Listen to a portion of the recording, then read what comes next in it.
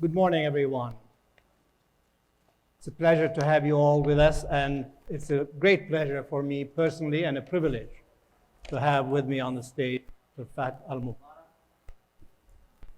As you know, Saudi Arabia has been for several years now on a path of fast-paced change that is likely to reshape the future of this important but young and aspiring nation. The presidency of the G20 this year by Saudi Arabia and hosting of the meetings, both the ministerial meeting and the summit in the fall in November, is testimony to the determination of this country to enhance its contribution to global cooperation and global governance in economics and finance. We are fortunate today to have with us Dr. Fahad Almubarak, member of the Council of Ministers in Saudi Arabia, and the person who has led Saudi Arabia's efforts in organizing the G20. Dr. Almubarak has held leadership positions in both private and public sectors, and I've known Dr. Mubarak for several years. He was governor of the Central Bank of Saudi Arabia, SAMA, and since then he has occupied leading positions in both the public and the private sector to share with us his thoughts on the G20 process, on the main themes selected for the agenda for this year's G20, and to enlighten us more on how relevant these themes are to Saudi Arabia in its march towards the Vision 2030, as we all know.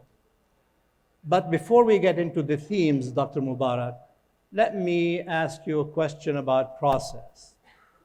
As we all know, there has been a tendency recently for countries, especially important states, to pursue policies that are more in line with their national interest and less so with the global commons, with the global framework. Has this been a challenge to you in putting together the G20 Sherpas and the G20 organizers around common themes for this? Has this been a challenge, and how did you face that challenge and address it in your work with the G20 Sherpas? Well, thank you very much, George.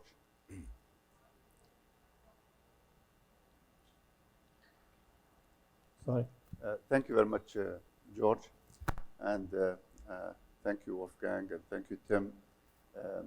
We are so happy and proud to have the IIF being held in Riyadh, in Saudi Arabia, during this presidency year of the G20. The IIF is a great institution. I have always been part of it in Washington and elsewhere. The gathering today with tremendous distinguished speakers and attendees is a testimony of the importance of this great institution. And holding it this year specifically during our presidency is an honor to us. Thank you, George, for your question. Indeed, since the announcement of Saudi Arabia being the presidency of the G20 in 2017 in the summer in Hamburg, in Germany, Saudi Arabia immediately started on putting together its work and research. We created the proper governance around it. We have a Supreme Committee chaired by His Royal Highness, Prince Mohammed bin Salman, the Crown Prince, who is leading this and monitoring this and following up with every minute detail of the G20 development. We also have a preparatory committee with all the relevant ministers. But also, a very important part is we created a new entity called the G20 Saudi Secretariat that hosts many local and international experts who've been working together since the summer of 2007. What we have done is, first, we looked at the past experience, the past communiques, the past issues that have been discussed in the G20 and other international forums. We also consulted with international organizations through workshops and meetings and research the IMF, the World Bank, the OECD, World Health Organization, as well as WTO and ILO and the UN and the Agriculture Association. And we gathered all the important topics, and there were plenty of them. We actually reached over 130 important topics, and again, important not only for Saudi Arabia or the region, but for the whole world. And we had the challenge of how to bring that down to more manageable 20 to 30 topics. So we relied on global importance, regional and national relevance, as well as value added, something new to the G20 discussion, as well as that topics can be implementable, or the priorities can, the solutions, the outcome can be implementable, as well as we can develop consensus around it. With that, we came up with the overall theme of realizing opportunities for the 21st century for all countries, all people, all segments of the society. And that has been a very, very important thing, because we're looking forward, not only the medium term.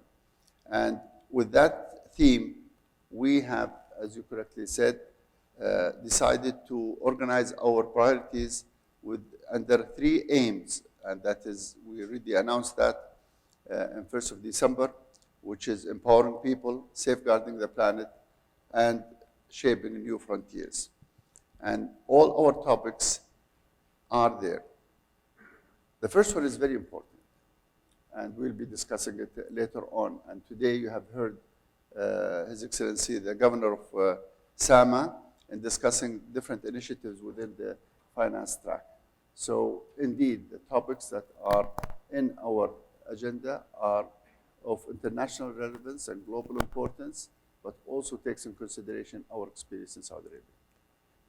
On this point, obviously the engagement of the Crown Prince in all of this, the engagement of the leadership of Saudi Arabia in preparing the agenda and setting the agenda this year, also speaks to the fact that Saudi Arabia itself has been contributing to these lofty aims that are set out in the G20 agenda.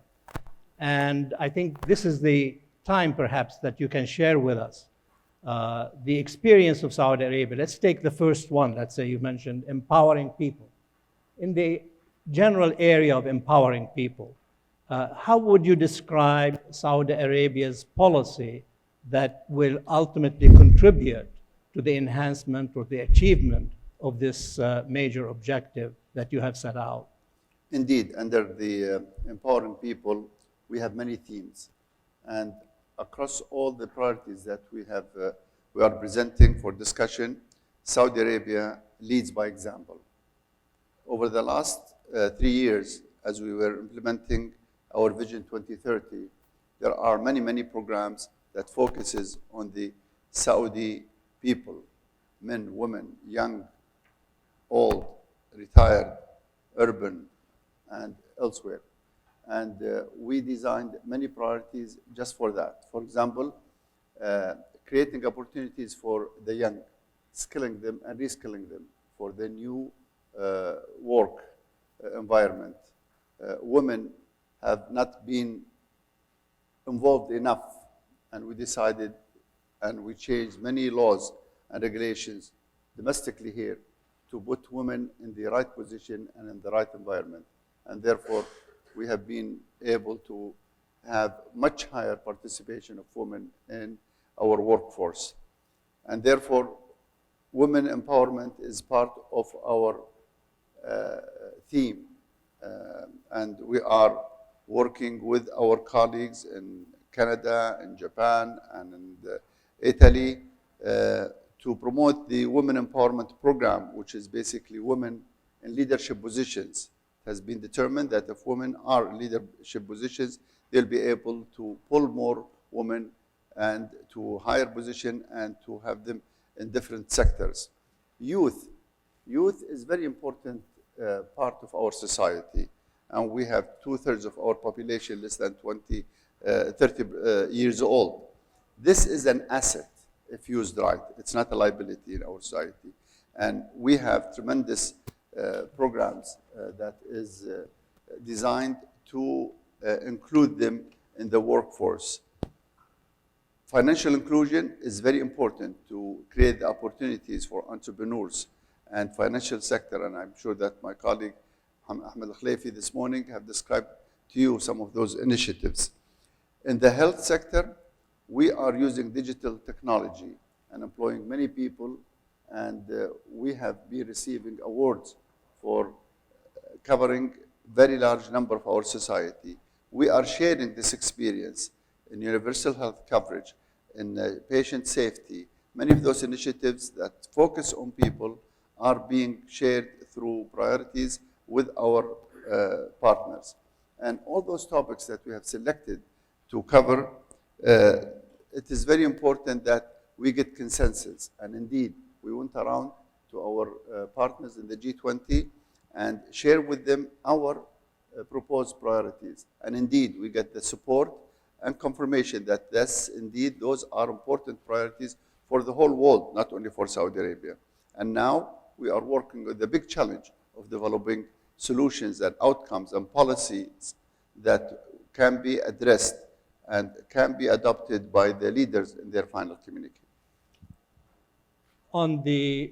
This is a very important subject, I think, because the change that is really going through Saudi economy and Saudi society is transformational, and it's quite important, as quite widely noted. Let's take the second theme that you selected for the agenda of the G20, which is safeguarding the planet.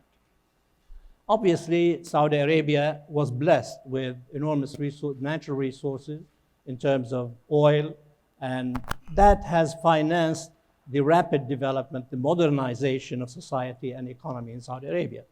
It has had a major, major impact on the course of development in this country. But obviously now we're running into constraints, we're running into difficulties using fossil fuels. Tell us a bit more from the vantage point of Saudi Arabia, how your contribution to that goal of safeguarding the planet is proceeding in the area of energy, water, perhaps other resources. I think we would like to hear from you on that particular theme. Well, there are many topics that you've probably seen our program and the website in the environment, but I like to focus on something very important and very dear to all of us here and for the whole world, which is climate change. Absolutely. We are addressing this topic head on because it is extremely important. And if we are talking about challenges for the 21st century, definitely climate change is one. And remember, the G20 can be more effective in trying to design solutions, global solutions for global problems. Whenever there is a global cooperation, carbon goes in the air and it is everywhere. And therefore, it requires a collective action. This kind of type of issues cannot be resolved by a single country or a small region, but rather it has to have a collective action. And Saudi Arabia considers climate change is very important. And we are proposing, and for the first time ever, a very comprehensive solution and policies that could address this important issue. We are introducing carbon circular economy. We all heard circular economy, but we are implementing that specifically on carbon. And this includes the 4 R's. Reduce, so definitely we have to reduce the emission, the carbon emission from all sources. And reuse, recycle, and remove. Those 4 policies are not only theory, but it has been implemented. Aramco have implemented it. Different countries have implemented it. First of all, we have to reduce, make things more efficient, reduce the amount of carbon coming out by having efficient machine, use less of fossil fuel, more renewable. We are all for it, but that is what everybody is focusing on. It's not enough. There has to be a balance and a combination of both mitigation, dealing with the carbon that's coming out, and adaptation, which is how can we employ nature as the sink for carbon. Therefore, reforestation is very important.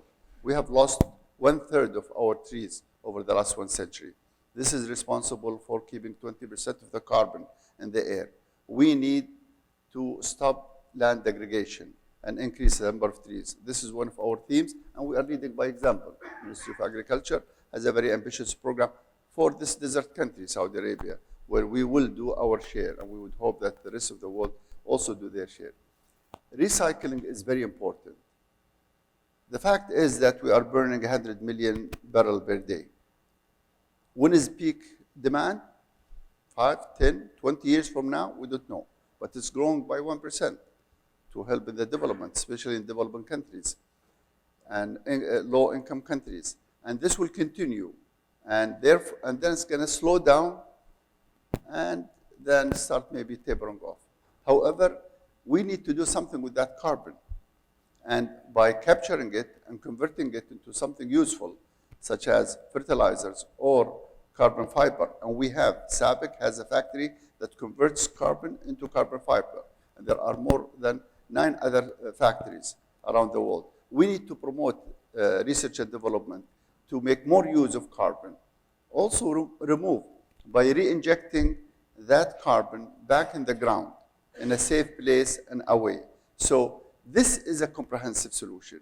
No one have talked about this before. Saudi Arabia is leading that effort. And also on alternative sources of energy, I think you announced recently a major initiative in utilizing solar energy, and I understand that last year was the first time that actually you linked a photovoltaic cell station to the network. So you're beginning to implement the use of photovoltaic cells and solar energy into your energy system, and not exclusively depending on the carbon fossil fuels and oil and gas.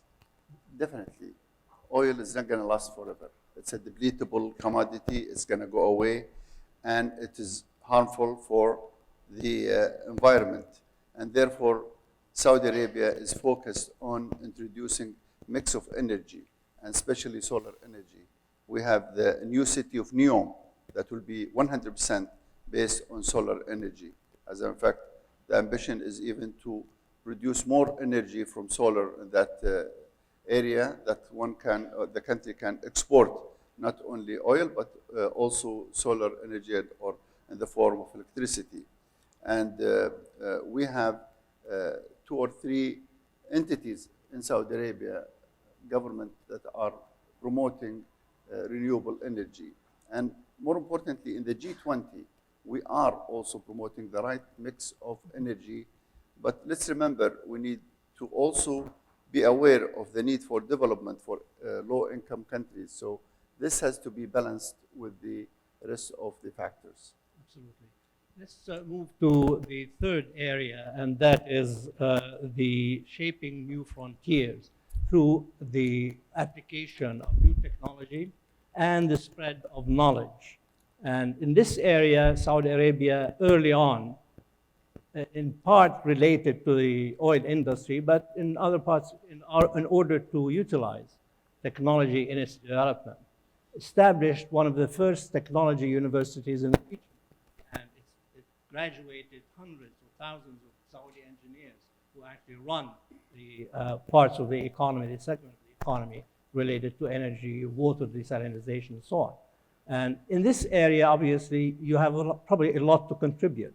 Tell us a bit more about Saudi Arabia's approach in promoting technology and new knowledge in the interest of development in Saudi Arabia, in the region, and globally. In the early days of our research in developing our agenda, we found that technology innovation is a cross-cutting topic among all priorities. And therefore, we made a special focus for that. And therefore, we have this dedicated theme in order to specifically address it. Technology innovation has been extremely helpful and useful in all parts of our lives. With technology and innovation, we have been able to achieve a lot: productivity, communication, trade, and you can name it, in health and education. However, we need more of it. And we have several themes that promote specific technology and innovation in specific sectors. such as infrastructure, such as in big tech, and for financial inclusion also. And the challenge here is that technology does not come without its negative impacts.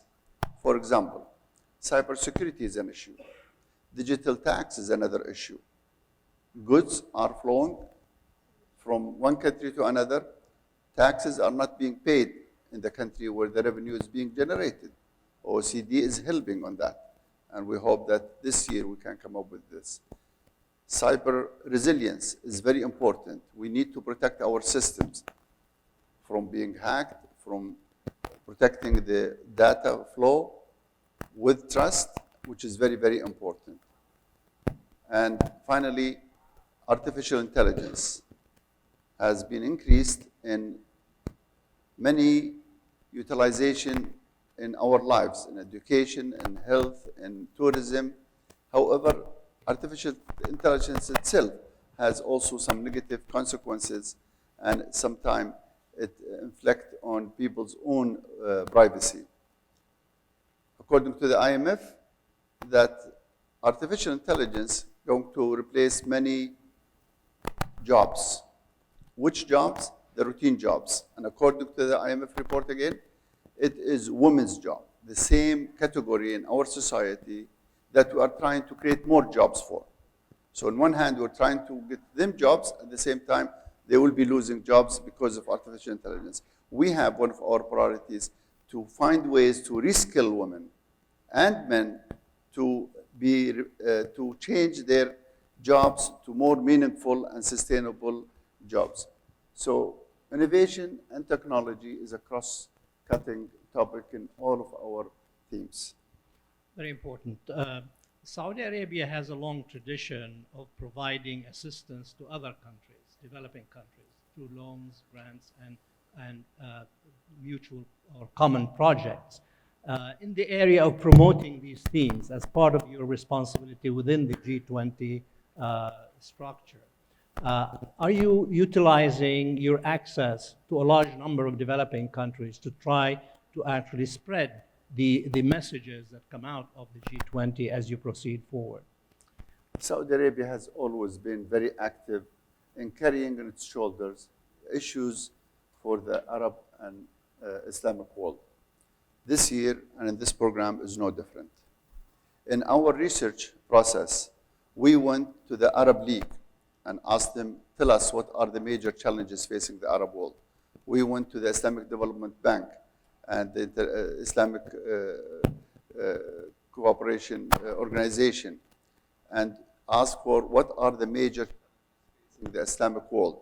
We went to the GCC and asked what are the main challenges facing the Gulf.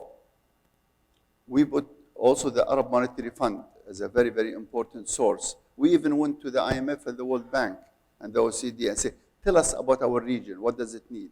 And we put that as part of the challenges that we are going to address. And guess what? The challenges were not much different from that is facing countries in Africa or in Asia or in Latin America. Everybody wants infrastructure, job, education, health, women empowerment, young, so environment, climate change, and we put those as part of our agenda. So definitely, in addition to our financial contribution that Saudi Arabia has always provided to the countries, we are the second largest in the world in remittances after the US. So definitely, Saudi Arabia always implement its objective of supporting the rest of the world through its programs and contribution. Dr. Almubarak, one last question.